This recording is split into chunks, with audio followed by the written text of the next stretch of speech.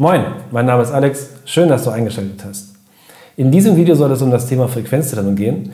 Das ist eine Methode, die ich nutze, um die Hautretusche bei meinen Bildern durchzuführen. Falls du das Thema der Frequenztrennung bereits kennst, kann es sich trotzdem für dich lohnen, dran zu bleiben. Denn ich habe früher diese Methode mit der Option des Gaußschen Weichzeichners genutzt, was nicht so optimale Ergebnisse liefert, besonders in den Kantenbereichen. Also wenn du Bock hast auf das Video, bleib dran, lass uns loslegen. So, ich habe jetzt das Bild einmal in Photoshop geladen. Das ist im Rahmen eines Beauty-Shootings entstanden. Das ist nicht ein Beauty-Shot. Marie und ich haben noch gewartet, bis das andere Model fertig gemacht wurden und haben schon mal ein paar Bilder gemacht. Und das würde ich gerne dafür nutzen, um euch ein bisschen die Technik dieser Frequenztrennung näher zu bringen. Genau. Ich habe dafür für mich eine Aktion angelegt. Die packe ich euch auch gerne in die Videobeschreibung. Dann könnt ihr die kostenlos runterladen. Die wende ich eigentlich auch jedes Mal an. Ich gehe die Schritte nicht einzeln durch, aber um es einmal zu demonstrieren, werde ich jetzt Schritt für Schritt zeigen, wie diese Frequenztrennung funktioniert und das einmal ausführen. Und zwar dupliziere ich jetzt einmal die Ebene und nenne das Ganze Low. Und dann dupliziere ich das Ganze nochmal und nenne die zweite Ebene High. Die Low-Ebene ist die Ebene, auf der wir nachher unsere Farbverläufe und auch die Helligkeitsverläufe bearbeiten können. Die High-Ebene ist die Ebene, die unsere Strukturen hat, also unsere Hautporen etc. pp. Die werden wir dann also auf der High-Ebene bearbeiten, klassischerweise sowas wie Pickel oder ähnliche Sachen. Genau, jetzt habe ich beide Ebenen erstellt. Auf der Low-Ebene gehen wir dann in den Bereich Filter, Rauschfilter und dann auf Helligkeit interpolieren.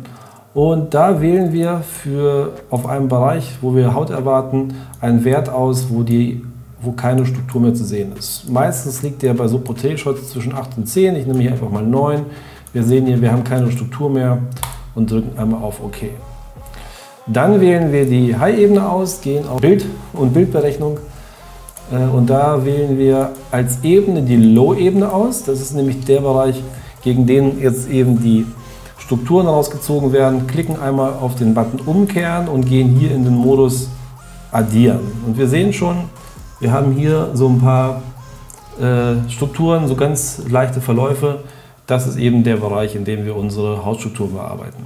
Falls das bei euch nicht so aussieht, achtet darauf, dass ihr hier den Wert bei Skalieren von 2 eingebt und hier bei Deckkraft 100. Und dann drücke ich einmal OK. Und jetzt müssen wir diese Ebene noch in den Modus lineares Licht anwenden.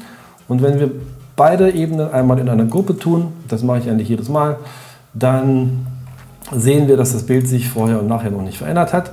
Das heißt, in dieser Gruppe ist jetzt unser Bild gespeichert und wir können separat auf der Ebene High die Strukturen bearbeiten und auf der Ebene Low die Farbverläufe und die Helligkeitsverläufe.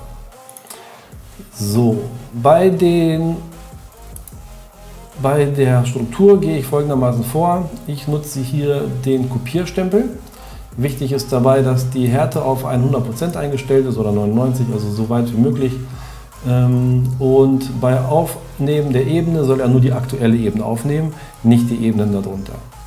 Und damit gehe ich nun in mein Bild und die Marie hat eine gute Haut, da gibt es nicht so viel zu tun, aber einfach um den Effekt zu zeigen, gehe ich jetzt trotzdem mal so ein bisschen rüber und ihr seht, ihr könnt, indem ihr einfach in dem daneben liegenden Bereich mit der Taste L und einem Mausklick etwas aufnehmt, diese Struktur kopieren und verteilen.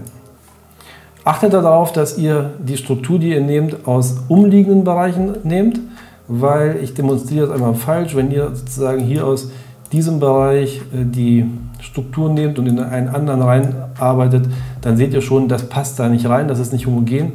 Achtet also wirklich darauf, dass ihr die Struktur, die ihr aufnehmt, aus dem Bereich holt, der auch da liegt, was ihr retuschieren möchtet, also eure Pickel oder kleine Hautunreinheiten etc. pp. Ich mache das jetzt mal hier ganz schnell, um das einfach noch zu demonstrieren.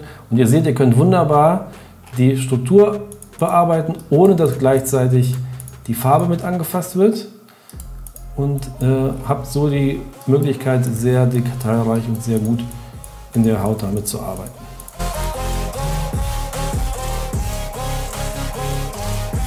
Auch wenn ihr mal irgendwie ein Haar hättet, was ihr bearbeiten wollt, ist das mit dieser High-Ebene sehr einfach. Ihr markiert daneben liegenden Bereich und könnt so ganz einfach das Haar wegstempeln, ohne dass ihr dabei die Farbe mit aufnehmt. Das ist eine sehr einfache Methode, um einfach kleine Härchen, die im Bild sind, die euch nicht gefallen, einmal wegzustempeln. Und zwar getrennt von der Farbebene. So, ich will hier gar nicht zu viel machen, denn wie gesagt, es soll nur eine kleine Demonstration sein und Marie hat eine sehr schöne Haut. Das Ganze soll an der Stelle schon reichen.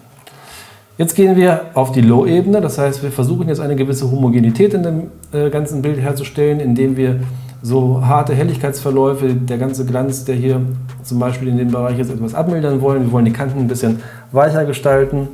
Marie war an der Stelle noch nicht geschminkt, das war ein warmer Tag, deswegen hat man so ein paar Glanzstellen, das ist ganz natürlich und ganz normal.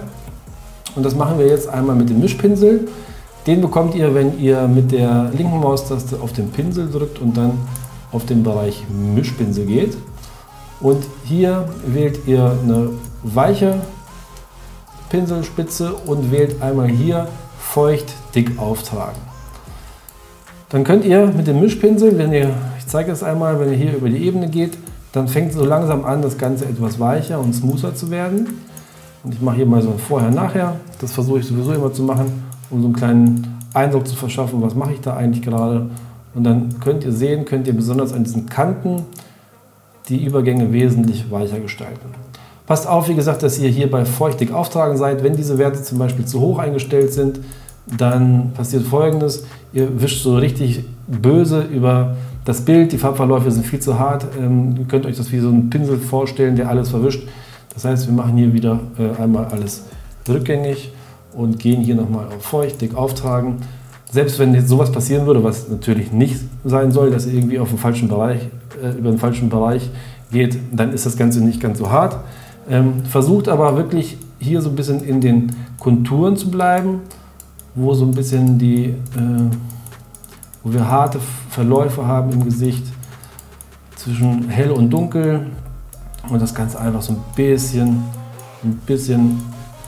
weicher zu gestalten. Und ihr seht, das geht so mit ganz wenigen Klicks. Ich arbeite mit der Maus, ich weiß, das ist nicht besonders fotografengerecht, viele arbeiten mit dem Tablet, auch damit geht das und dann könnt ihr wunderbar hier über die Haut gehen und bearbeitet jetzt eben, wenn ich hier drüber gehe, nur die Farbverläufe. Die Struktur bleibt erhalten, ihr macht also nichts kaputt und da könnt ihr jetzt einfach nach eurem persönlichen Geschmack arbeiten, so viel wie ihr möchtet, so wenig wie ihr braucht, wie ihr wollt und dann können wir das Ganze hier ganz einfach bearbeiten. Einfach, dass wir so ein kleines, homogeneres Bild bekommen, dass wir den Glanz ein bisschen rausarbeiten können. Selbst hier oben im Haarbereich könnt ihr wunderbar drüber arbeiten und ihr seht, ihr kopiert keine Haare mit. Es ist einfach wirklich nur der Farbverlauf, der so ein bisschen mit übernommen wird. Das Ganze wird ein bisschen gleichmäßiger verteilt.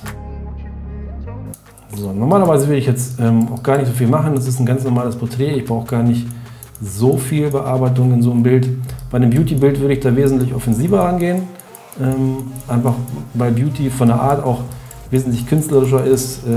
Oft will man ein Produkt, eine Perfektion noch damit bewerben, Lippenstift oder solche Sachen. Das will ich an der Stelle gar nicht so sehr machen, sondern es soll ja im Porträt bleiben. Und ich gehe auch dann nochmal etwas gröber über die Körperstrukturen, weil es etwas unnatürlich für mich aussieht, wenn das Gesicht so schön bearbeitet ist und der Körper dann nicht. Das sieht man irgendwie auf dem Bild. Das heißt, vergesst nicht, auch unbedingt die Haut auf dem Körper so ein bisschen mit zu berücksichtigen, so dass ihr einfach ein homogenes Bild insgesamt habt. Und ja, was ich noch als Tipp geben kann, versucht immer mit den Farbverläufen zu arbeiten. Das heißt, wenn wir hier so einen Glanz auf der Nase haben und ihr immer so drüber geht, geht mit, versucht nicht hier so quer rüber zu schießen. Das Ganze lässt das Bild relativ flach dann irgendwann wirken. Deswegen mache ich jetzt mal das Ganze ein paar Mal rückgängig. Genau, versucht einfach mit den Farbverläufen zu arbeiten, mit den Helligkeitsverläufen. So, wir sehen schon, das Bild ist etwas homogener geworden, ohne dass wir jetzt alles total weich gezeichnet hätten. Das Ganze hat einen schöneren Look. Wie gesagt, geht da so weit, wie ihr möchtet, wie euch das gefällt. Das ist persönlicher Geschmack. Dieser Schritt ist bei mir ein rein handwerklicher Schritt. Ich versuche hier keine Kreativität reinzubringen, sondern das ist wirklich einfach nur, um das Bild aufzuräumen. Deswegen ist das auch ein Punkt, den ich ganz am Anfang mache. Das liegt auch einfach daran, dass das ein destruktiver Arbeitsschritt ist. Was bedeutet destruktiv? Hätte ich jetzt vielleicht eine Helligkeitsverlaufebene darunter und habe die angepasst, dann kann ich hinten raus an dieser Ebene nichts mehr machen. Denn diese Gruppe, also meine Frequenztrennungsgruppe, hat eine gesamte Bildinformation in sich. Das heißt, wenn ihr das ganz am Ende macht, habt ihr keinen Zugriff mehr auf die Ebenen, die darunter liegen. Deswegen mache ich das als allererstes und würde dann sozusagen später erst andere Color Grading Methoden anwenden, andere Methoden zur Helligkeitssteuerung wie Blend-If oder Luminanzmasken. Das ist einfach der Grund dafür, dass das dann eben nicht mehr destruktive Methoden sind. Das heißt, ich arbeite hier mit Ebenen, wo ich dann auch ausmaskieren kann. Aber keiner dieser Schritte ist dann endgültig. Selbst wenn ich jetzt mit so einer Helligkeitsebene mache und ich übertreibe hier mal und mache das Bild zu hell, selbst jetzt bin ich noch in der Lage, auf die Frequenztrennung zu gehen und zu sagen, ich möchte hier gerne diesen Pickel hier weg haben und kann den noch wegmachen, ohne dass es an der Stelle schon beendet ist. Das heißt, ihr könnt immer wieder zurück, wenn ihr seht, dass ihr vielleicht bei den Tonwerten oder so gearbeitet habt und jetzt kommen noch so ein paar Unreinheiten raus, dann geht einfach nochmal zurück und habt jederzeit die Möglichkeit, bei der Frequenztrennung damit zu arbeiten. Das ist etwas, was ich daran sehr schätze. Das war es auch schon zu meiner Hautbearbeitung. Das ist das, was ich meistens nur mache, wenn ich meine Bilder bearbeite. Je nachdem, was für einen Bildausschnitt du hast, also ob du vielleicht ein Ganzkörperbild hast oder ein Porträt, mache ich da mehr oder weniger. Beim Ganzkörperbild ist das Gesicht nicht ganz so zentral. Das heißt, man nimmt auch so kleine Unreinheiten gar nicht so stark wahr. Da mache ich meistens ein bisschen weniger. Bei dem Porträt würde ich halt wie bei dem etwas mehr machen und versuchen, das Bild insgesamt ein bisschen aufzuräumen, aber trotzdem die Person noch dahinter stehen zu lassen. Ich bearbeite meistens auch nur temporäre Unperfektionen, sage ich mal. Also ich würde keine Leberflecken oder so wegmachen. Das kann schon mal passieren, wenn es kleine sind und man sie kaum unterscheiden kann. Aber in der Regel versuche ich hier nur temporäre Makel aus dem Bild zu entfernen. Es gibt natürlich noch andere Möglichkeiten, die Haut zu retuschieren. Besonders beliebt ist auch das Thema Dodge and Burn. Für mich ist das aber relativ zeitaufwendig und besonders wenn es kein Beauty ist, versuche ich einen Bogen darum zu machen. Die Frequenztrennung ist für mich einfach, was das Thema Effizienz und Zeit und Qualität anbetrifft, so ein Sweet Spot. Deswegen nutze ich die sehr gerne. Solltest du Interesse haben an meinem sonstigen Retusche-Workflow, also von der RAW-Entwicklung in Lightroom bis zur Frequenztrennung und Photoshop für die Haut, das Thema Color Grading, Luminanzsteuerung, dann lass es mich gerne wissen. Ich würde mich freuen, ein Video dazu machen zu können.